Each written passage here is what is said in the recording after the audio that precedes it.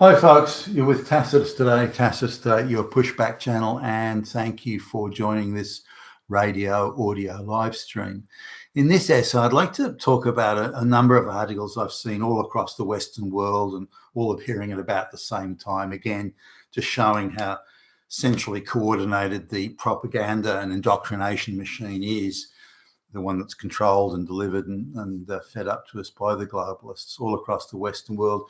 We're saying that high school, and I think it refers mainly to high school, what I can gather at least, is that as soon as class sizes or ratio of student per teacher, as soon as class sizes reach 30, that'll be the end of education. It will be impossible to educate children. The teachers just won't be able to do it if class sizes reach 30. And currently they're sort of saying it's around 27 and a half, 27, 28, around there, which they say is already far too high. Children are being denied resources, denied education, being denied. Little girls dressed in pink being denied PhDs, you fucking Nazis. So anyway, this is the thing that's going around. I personally can't understand it. And there seems to be no pushback from government. There seems to be no alternative point of view being put forward, or at least nothing that the media are prepared to talk about. So I'll go back to my own high school time, and we're talking sort of late 70s type thing here. But this idea of a class size of 30 being the critical mass when the world comes to an end, I don't think there was a single class I was in, certainly not until the fourth year of high school, where the numbers were even in the low 30s. Class sizes of 40 and so on were not unusual. There were some specialist subjects where you wouldn't get that many.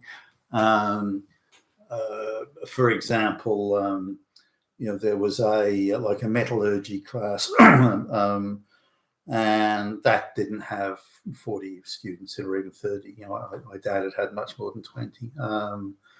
So there were some specialist type areas that had smaller classes, but this was typically where you had, they couldn't just sort of shovel information at you. It's where you had to operate machinery and things like that. So, drill presses, lathes, and all sorts of things. So this was to me, I remember class sizes of 30 plus just being the norm.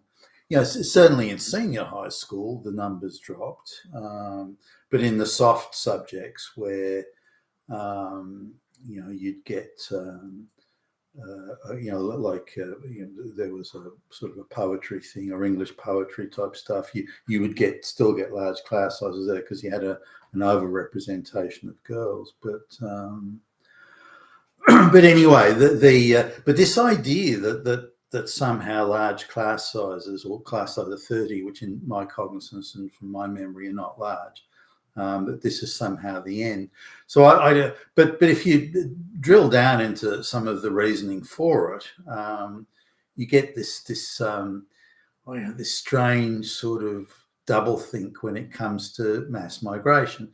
The teachers, and again, you have to drill down for this. It's not a headline item, but the teachers' unions and various hangers-on, a lot of the NGOs buy into the education debate on the basis that girls in Afghanistan are being denied PhDs, and if girls in Afghanistan are being denied PhDs, then all girls are being denied PhDs. If one girl is being denied a PhD, every girl in the universe is. So they use that ridiculous thinking, which seems to attract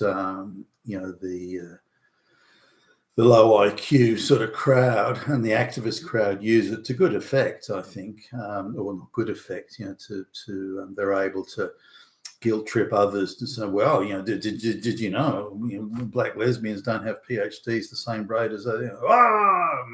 Gee, that's terrible. We have to fix this one. So if you drill down though, the education authorities, again, the NGOs, the teachers' unions, they say, well, because more and more kids are coming into the class who don't speak English, or where English isn't spoken at home, so they're English, even when it becomes functional, is still below par, or where, say in the case of inbred Muslims from Pakistan and elsewhere, where the children are handicapped, but where there are no special schools for those that are handicapped, and therefore, or whether they have behavioural problems or learning problems, or children who come from a culture where classroom learning and things like that just don't exist, rural areas of Africa and that sort of thing. And for the first time in their lives, they're required to sit in a class and listen and do as they're told, and they simply can't do it, and don't see why they should. Even if you look at, say, places like New Zealand, where for over 200 years the white people have been there, the biggest problem in schools is getting the Maori kids to sit there quietly and listen to, accept instructions, listen to their lessons. They can't do it.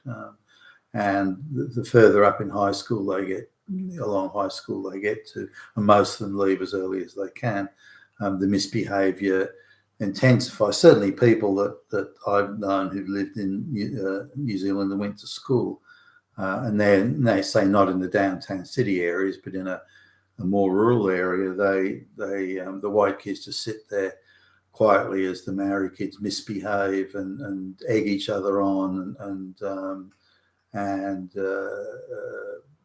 just attempt to be as disruptive as they possibly can.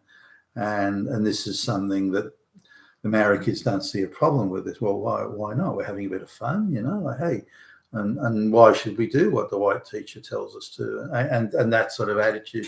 And so people come to these third world countries totally unable to integrate or fit in or sit there quietly and do the lessons. So, but because of political correctness, they can't be punished or held accountable for their behaviour.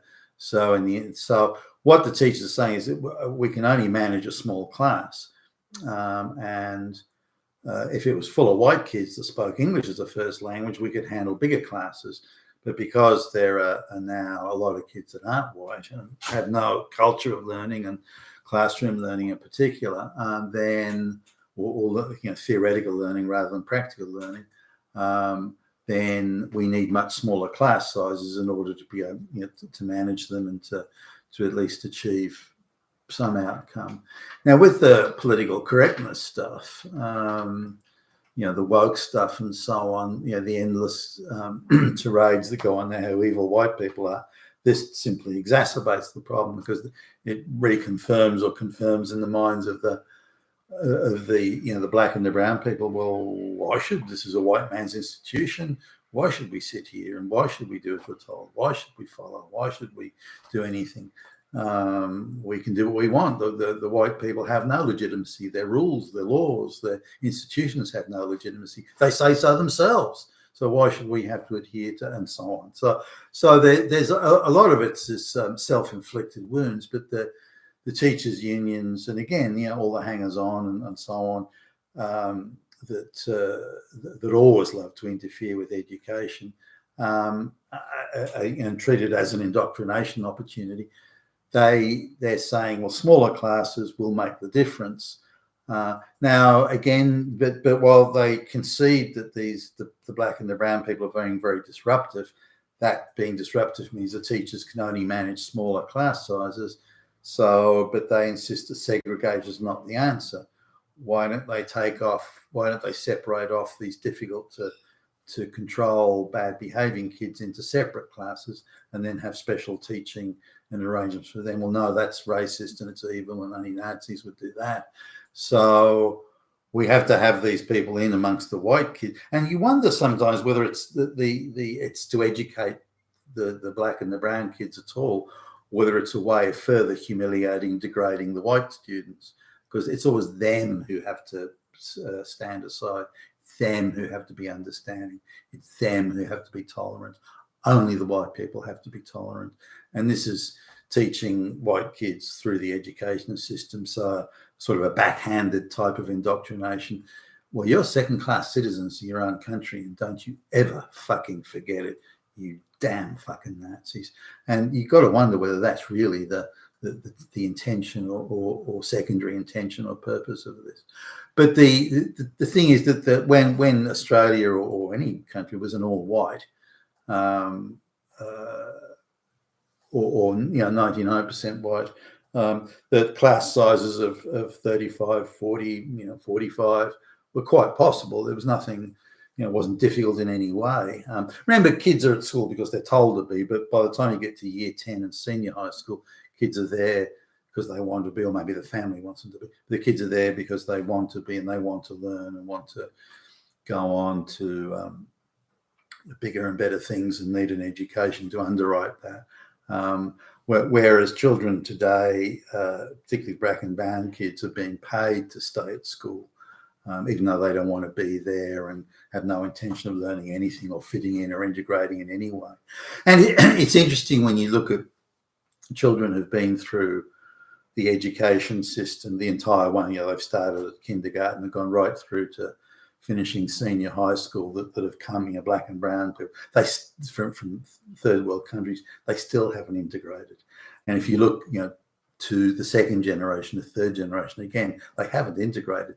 So the education system is failing comprehensively to integrate the black and brown third world people, but is viciously being applied in an anti-white way against the local white children, again, turning them into second-class citizens and trying to indoctrinate them into accepting that inferior status. You've been with Tacitus today, your Pushback channel, and thank you for listening.